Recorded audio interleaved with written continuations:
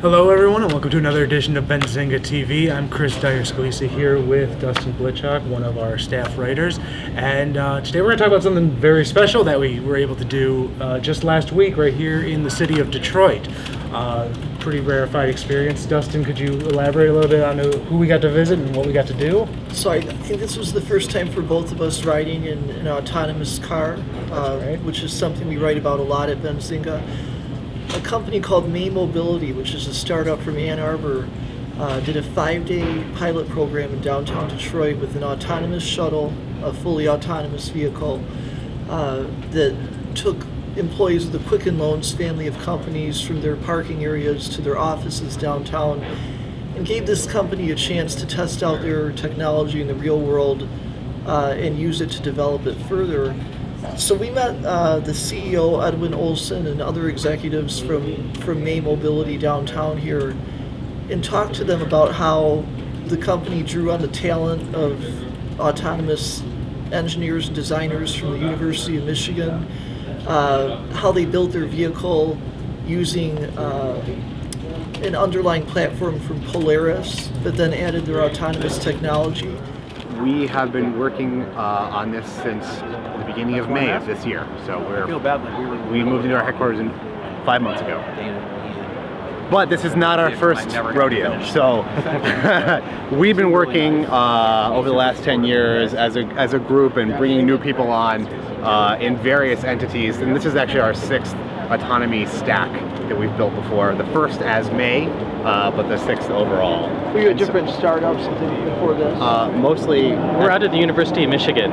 So I'm an associate professor in the computer science department there. And so we've been building robots for about a decade, autonomous vehicles of all kinds and shapes and sizes. And so May be young, it's 5 months old, but we were able to start off with a core technical team that's been doing this for about a decade. So what you're seeing is there is a lot of software talent that exists in Silicon Valley, but at the same time there's a core level of expertise that exists in Detroit around integrating the systems, making them safe and reliable, and making sure that they have high enough quality to last over time. And so actually what you're seeing is a weird blending of cultures. So you do have OEMs that are opening up shop out in Silicon Valley, but you also have Silicon Valley companies opening up shop here in order to take advantage of the talent that we have. So Uber has an engineering office locally, Waymo has an engineering office locally, Tesla has bought different plants around Michigan. And so I think there's definitely a balance that's being struck, and it's exciting to be a part of that. And that's using LiDAR technology? We are an all of the above user of sensors. So the LiDAR on the top of the vehicle does a lot of the heavy lifting, but there's also a radar system and a flash LiDAR system on the front bumper. So for a person who's standing in front of the vehicle, they're being tracked by 3 different sensor systems. And that's part of the way that we get to those really high reliability figures that we need to get to. So you blend the technology. Because for a while there, it seemed like Tesla was cameras, GM was LiDAR, and people had taken that it would make sense that you would use everything. Yeah, we're really pragmatic about the sensor suite that we choose, and we know there's no silver bullet. So what we want to do is make sure that we use sensors with basically orthogonal or non-overlapping failure modes, so that when the weather isn't great for LiDAR, we can fall back on the radar, and vice versa. When there's something that could be confusing for the radar, the LiDAR can kick in, so that we can push out the 9s and get the reliability that we need to get the safety driver out of the vehicle as soon as we can. I got this car and I saw it. All right, should we jump in and take a ride? Yeah, absolutely. Okay.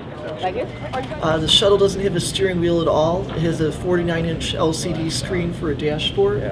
And we were in the car with employees from Quicken Loans, most of whom had also never rode an autonomous car. So we got to see their reactions and how the car handled things like pedestrians wandering into the street and opposing traffic, and all of this took place at night downtown.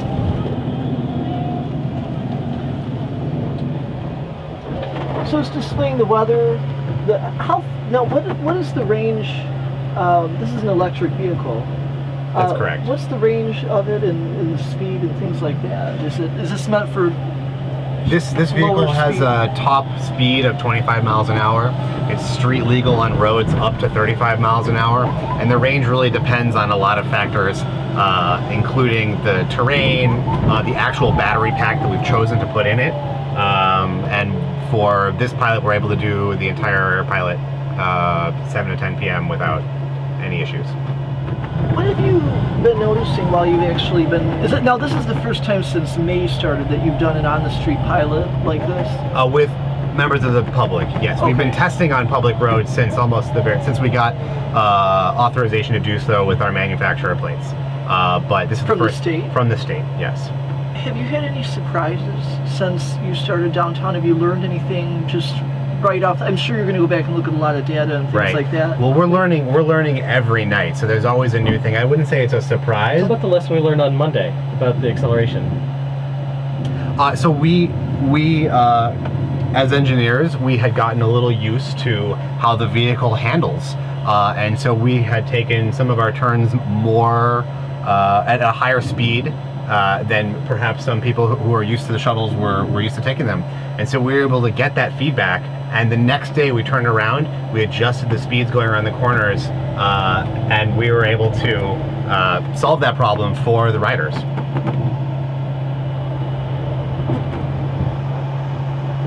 So it saw that car and did not want to continue on with that car going so quickly. But that's a good example of the sort of thing that there's no way to learn that without actually getting real riders in the car. Right. I was totally comfortable with the speed at which we were going around the corner, and so was everyone else. But since we got that feedback, it's a very simple change to make for us. We realized that's something that's going to affect rider comfort, and that's very important to us. So what just happened at the intersection? Were we green? We did have a green light. So He was preparing to turn, I believe. So we had right of way, Yes. but it was pausing because it thought he might run the light there. That's what it was reacting Yeah, to. and I think that air of caution is sort of reassuring. Yes. As far as, Yeah, that's just interesting. So I mean, because he should have obviously let us go, and it was just, but it's showing that it has caution and it's recognizing the possibility that he might blow the light. Right, Exactly. exactly. And you guys felt more comfortable. I don't think that you would like it if we, as an autonomous vehicle, in your first ride would be aggressive like that. Yeah.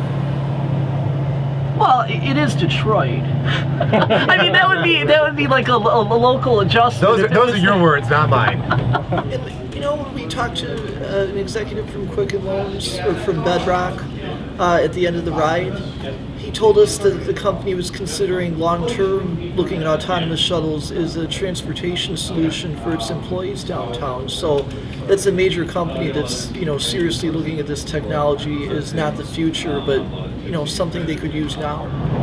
Now, I know some of this is very obvious, but what kind of issues are you able to research in an environment just like downtown Detroit? It's got to be pedestrians. You got the queue line running around here. You have, what are the visibility issues in like a dense urban area for an autonomous vehicle? The sensors that we have are able to see as far as we want. Really what we're trying to do is learn, what we're learning right here is what is the user, the rider reaction, comfort level. We can do tests all day long without riders in it, and we can learn a whole lot about our system, but what we can't figure out is the things like we talked about, the acceleration around turns, or what people might want to see on the display, things like that. So this is really important to us, and there's no way to get that data without putting people in the vehicle. All right, well, I think that covers all the footage that we had. I hope you enjoyed the video and our expedition around the streets of Detroit in an autonomous vehicle. If you enjoyed this, please be sure to check out our YouTube page, youtube.com/BenzingaTV. If you'd like to read more about autonomous cars or any breaking news updates or breaking technology updates, be sure to check out Dustin's article on this topic, the articles from the rest of the news desk, and of course all their hard work on the Benzinga Pro platform. Thank you for joining us. I'm Chris Dyer-Scalisi here with Dustin Blitchok. Thanks for watching.